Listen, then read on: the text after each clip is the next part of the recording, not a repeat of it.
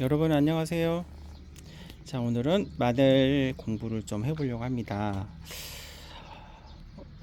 어, 그제 캤던 마늘을 드디어 아침 5시 반부터 일어나서 지금 방금 전 9시 10시에 끝났습니다. 이렇게 대를 다 잘라서 했고요.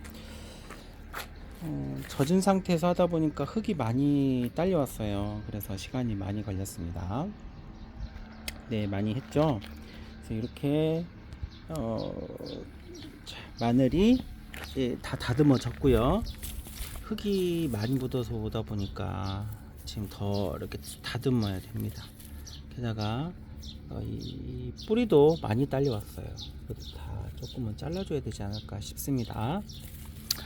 자, 이렇게 굵은 것도 있죠. 굵은 것도 있고, 이거는 내년에 씨앗을 써야 돼요. 그래야지 내년에도 큰 걸 구할 수가 있는데, 이렇게 작은 걸 쓰면 좀 작은 걸 쓰면 씨앗이 쓰면 이제 마늘이 굵어지는 게 아니라 이렇게 조그만해지죠. 네.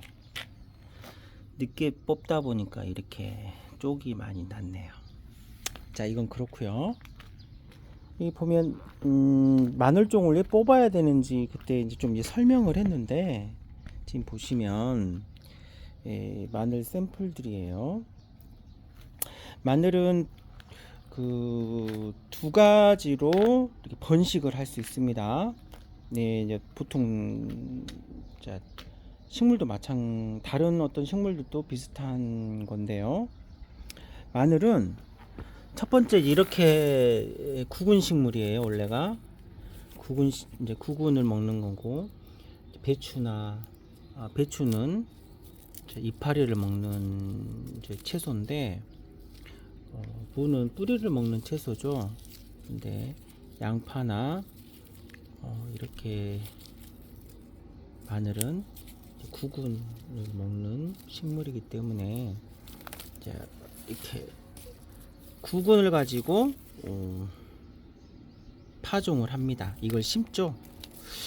근데 양파는 그렇지 않습니다. 양파는 이걸 심는 게 아니고 씨앗을 심어서 모종을 만들어서 심는 겁니다. 참고고요. 이렇게 심는 경우가 있고요. 이걸 가지고 심는 경우가 있고, 또 하나는 그 마늘은 뭐가 있다겠어요? 마늘종이 있다겠죠. 그게 꽃이라겠어요. 이렇게 꽃이 이게 생겼습니다. 이게 손에 보시면 이렇게 나눠져요. 이걸로도 이렇게 나눠집니다. 이 꽃인데 이렇게 이걸로 파종을 해서 심어서 번식도 할 수 있습니다. 두 가지 방법인데, 얘하고 얘를 심으면 어떤 게 더 구근이 클까요? 당연하겠죠. 얘는 구근이 작습니다. 얘는 구근이 그래서 이것도 이왕이면 큰 거를 심어야 돼요. 그래야지 양질의 마늘을 이제 수확할 수 있는 거죠.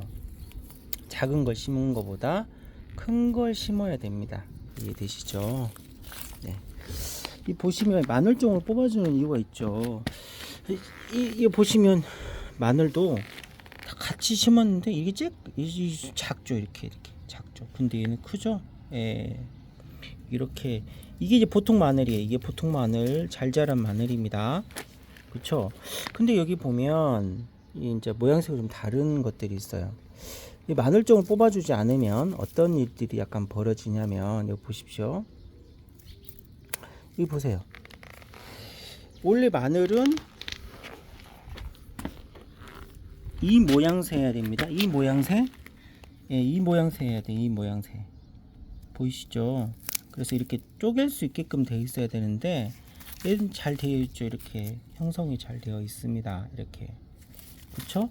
이렇게 형성이 잘 되어 있는데, 마늘종을 뽑아주지 않으면 보통 이런 게, 보세요. 여기 뭡니까? 그쵸? 마늘을 여기 보면 마늘이 이거 똑같아요. 저희가 먹는 건 구근을 먹는 건데 이렇게 먹는 게 아니라, 이건 양파하고 비슷하죠. 이렇게 먹는 게 아니라 이렇게 먹는 거란 말이에요. 마늘종을 뽑아주지 않으면 이런 게 많이 나타나요. 이것도 보시기에는 뭐 같아요? 보시기에는 그 마늘이 들어있는 것 같지만 실제는 그렇지 않습니다. 실제는 이렇게 까보면, 이렇게 까보면 어떻습니까? 들어있지 않죠? 이렇게 썩었죠? 마늘종을 뽑아주자면 이렇게, 이런 것들이 많이 나타나요. 왜냐? 꽃이 피기 때문에 굳이 내가 뭐 할 필요 없는 거예요. 이 꽃이 피기 때문에 여기다가 다른 종자를 만들 필요가 없는 거예요. 그래서 이게 많이 나타납니다. 그래서 뽑아줘야 되고, 다시 말씀드리지만 또 모든 생명 가진 식물들은 번식을 해야 되고 내년을 기약을 해야 돼요. 그래서 이 마늘종으로 어떻게 되겠습니까? 모든 에너지를 다 쏟습니다. 마지막 때. 그러면 여기가 작아질 수밖에 없겠죠. 요거를 보세요. 요거는 이제 이 한 개를 심은 건데, 이 한 개를 이렇게 심은 거에 파종을 한 건데 어땠습니까? 이렇게 커졌죠. 실제로 이렇게 나타나는 경우도 있어요. 하나가 큰 것이 나타나는 경우도 있습니다. 이제 한 손으로 뜯다 보니까 힘든데, 이렇게 마늘이 어떻게 나타나는 경우도 있어요. 이렇게 씨앗이 나긴 했습니다. 이렇게 구분이 밑이 들긴 했는데 어마어마 크죠. 예, 이런 어떤 기형적인 것들도 나타납니다. 보시면 이렇게 기형적인 것도 나타나요. 이거 마늘이에요. 마늘 똑같은 마늘이에요. 네, 마늘이 똑같죠. 예, 얘가 똑같죠. 이렇게. 예, 요걸 심으면 좋느냐? 이거는 먹어야죠. 그냥 내년에 파종할 수가 있는 애가 아니에요. 네, 이렇습니다. 이제 이렇게 나타나기도 하죠. 얘도 그렇죠. 얘도 근데 보통은 썩어요. 잘 썩어요, 얘들이. 예, 얘도 이거 딱 하나예요. 예, 여기다 하면 이것도 같은 마늘이에요. 마늘입니다. 이렇게 놔버리면 농사가 망한 거.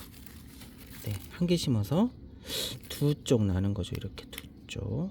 예, 같은 마늘인데 이렇게 나기도 하고, 여기 공통점은 마늘종이 안 난 애들이에요. 얘들 마늘종이 안 나요.